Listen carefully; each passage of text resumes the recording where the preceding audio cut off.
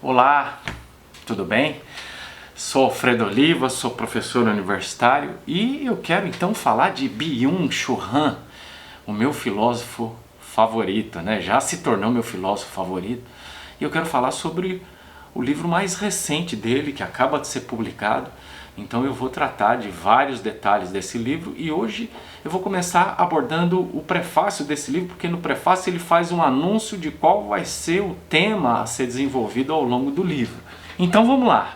Byung-Chul Han é um filósofo asiático, nascido na Coreia do Sul em 1959 e que vive na Alemanha desde os 22 anos de idade. Portanto, ele tem mais tempo de Alemanha do que de Coreia, que é o lugar onde ele nasceu. Ele é um filósofo, mas fundamentalmente um ensaísta sobre o mundo contemporâneo, e é sobre isso que esse livro que eu começo a analisar hoje trata, né? Sobre o mundo contemporâneo, sobre o mundo digital, né? Então o título do livro é Não Coisas. Subtítulo: Reviravoltas no mundo da vida. Então eu vou começar explicando o título, né? Não coisas. Ele está falando então de um fenômeno que acontece na atualidade, que faz com que os objetos sejam substituídos por não objetos. Por exemplo, a gente tinha, na minha infância, por exemplo, nós tínhamos disco de vinil. Depois, início da minha juventude, os discos de vinil foram substituídos por CDs, né? Compact Disc. E depois a gente começou a ouvir música em dispositivos móveis, né? E finalmente agora a gente não compra mais, não tem materialidade à música, né? A gente compra o acesso à música. Então há um processo de subtração dos objetos e que o Byung vai analisar, não só, claro, em relação a esse exemplo que eu dei da música, mas em relação a tantos outros objetos. Então a pessoa hoje que tem um álbum musical, ela só tem o acesso, ela não toca, ela não coloca na sua estante. Por exemplo, eu tenho aqui os livros físicos, impressos, né? Eu também estou usando o livro digital, mas a minha biblioteca digital, ela não tem materialidade, está tudo ali dentro do meu celular ou do meu dispositivo de leitura, certo?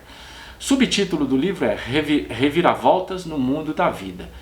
Esse é um conceito que, ao que parece, né, é uma alusão ao filósofo alemão Jürgen Habermas, que usa o conceito de mundo da vida para se referir à cultura. Vamos dizer assim, de uma forma simplista agora, para eu não ter que ficar detalhando coisas que não são necessárias neste momento. Então, existem mudanças na nossa cultura, no modo como a gente experimenta a nossa cultura, né? E fundamentalmente essa reviravolta diz respeito à subtração da materialidade das coisas, tá bom? E aí a gente então daqui a um pouco vai explicar isso melhor. Então eu vou destacar hoje alguns aspectos do prefácio. Esse é um livro bem recente, ele foi publicado em 2021 na Alemanha e publicado em 2022 no Brasil. Eu estou gravando aqui, estou falando e tem uma gatinha fazendo um pouco de bagunça do meu lado, assim, às vezes eu perco um pouco a concentração. Eu estou com medo de derrubar a torre de iluminação aqui.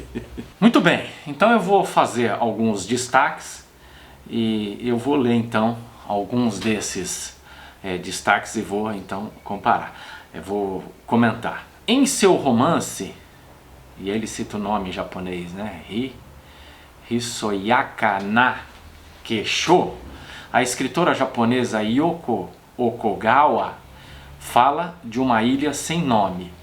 Ocorrências inusitadas preocupam os habitantes da ilha. Inexplicavelmente, as coisas lá desaparecem e não é possível recuperá-las, né? Então estamos falando aqui do mundo de ficção, do sumiço de coisas, e ele está usando isso como metáfora daquilo que está acontecendo no mundo contemporâneo. É lógico que não há sumiço das coisas no sentido de que há um drama, né? Quer dizer, há um processo cultural de transformação de objetos, ou substituição, né, de objetos por não objetos, e a gente vai falar um pouco sobre isso.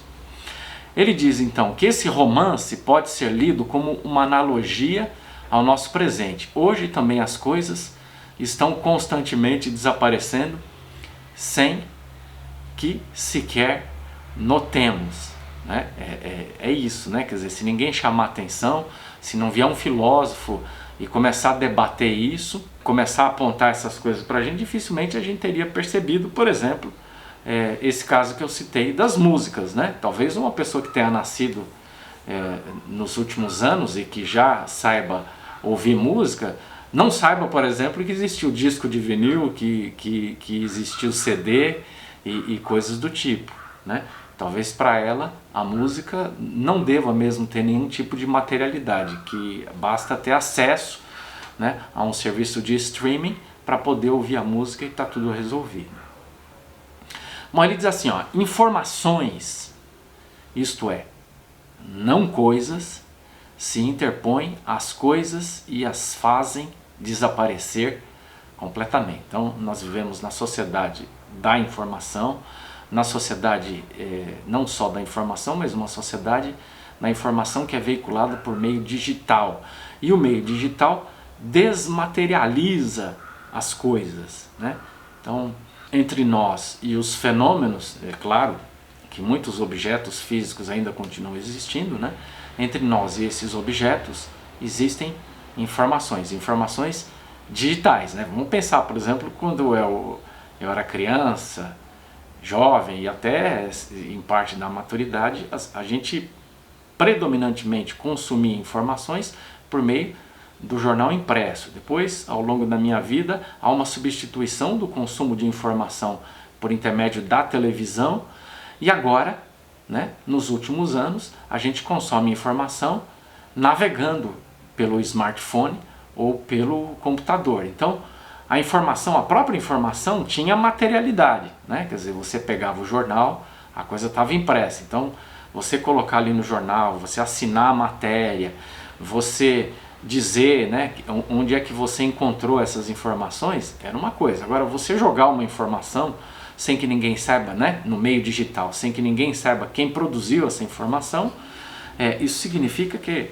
esse fenômeno agora, além de ser imaterial, ele se presta com muito mais facilidade à falsificação. E é em relação a esses aspectos que o Byung-Chul Han demonstra preocupação. Depois ele diz, então, a digitalização descoisifica e desincorpora o mundo. Ela também elimina as memórias, né? Quer dizer, nós temos memórias que estão atreladas a determinados objetos, né? Então, nós colecionamos eventualmente objetos ou guardamos determinados objetos que estão ligados a uma determinada memória, ou a uma memória de um determinado momento das nossas vidas. À medida que esses objetos vão sendo substituídos por não coisas digitais, né? Então não temos mais DVDs, né? Não temos mídia na qual nós armazenamos os nossos filmes, e isso tinha, como os CDs tinham as suas capinhas, então a gente colocava na estante como a gente fazia com os livros, né? Tinham lá coleção de dezenas, né? Algumas pessoas com centenas de DVDs ou Blu-rays, né? Que é uma mídia um pouco mais complexa, né? Que permite armazenar uma quantidade maior de dados, né? Então você tinha lá isso colocado nas capinhas, o nome do filme, isso tinha materialidade. Agora não, você acessa um serviço de streaming e tem acesso, né? Tem possibilidade de assistir o filme, não terminou de assistir, acabou, você não guarda, você não tem mais posse, não tem materialidade, né? É disso que estamos falando. Então, os CDs, né, as músicas perdem a materialidade, os filmes, as séries perdem a materialidade, né? Os livros estão perdendo também, né? Isso acontece também com alguns objetos do nosso cotidiano, aos quais existia atrelada uma certa memória. Você pega lá, por exemplo, um disco de vinil que você ganhou de uma determinada pessoa, às vezes com uma dedicatória, né, que você ganhou num determinado momento da vida. Isso era guardado não só para ouvir a música, mas como um objeto que permitia lembrar de uma determinada pessoa que numa circunstância específica da nossa vida nos presenteou, por exemplo, com aquele disco de vinil, né, ou com aquele CD, né, e por aí vai. tá bom? Os livros, por exemplo, né? Eu tenho livros, eu tenho, por exemplo, o livro do historiador Roger Chartier, que é um dos maiores nomes da historiografia contemporânea, autografado por ele, né? Então tem lá a marca dele fazendo a dedicatória para mim. O Roger Chartier assina os seus livros, né, autografa, coloca a data e faz um desenho de um livrinho também, é a marca dele, né? Então esse livro deixou de ser um livro como qualquer outro livro e se tornou um livro que é dedicado a mim, né? Ele tem tanto a marca da autoria, né, do Roger Chartier, porque está assinado por ele, como também tem a marca da pessoalidade, ele foi dedicado a mim, né? Então eu me lembro que eu participei de um congresso no qual o Roger Chartier veio dar palestra, e nesse congresso então ele autografou diversos livros de várias pessoas. Então existe uma circunstância histórica na qual eu estava. Eu me lembro que eu fui para esse evento junto com alguns orientandos e orientandas meus, né? Foi um tempo muito bom, que eu desfrutei da companhia deles, né? Então isso foi uma coisa muito legal. Então eu tenho esse objeto, existe uma memória atrelada a esse objeto, e isso é possível porque esse objeto tem uma materialidade. Agora, o que eu posso narrar, por exemplo, a respeito de um livro digital que não tem nenhuma assinatura de pessoalidade, não só de quem escreveu, mas também de quem é o dono, entre aspas, o portador ou portadora desse objeto. Então, essa é a temática que o Byung vai explorar ao longo desse livro, e eu vou então esmiuçar capítulo por capítulo desse livro. Eu espero que você me acompanhe, tá bom? Um abraço e até então o nosso próximo vídeo.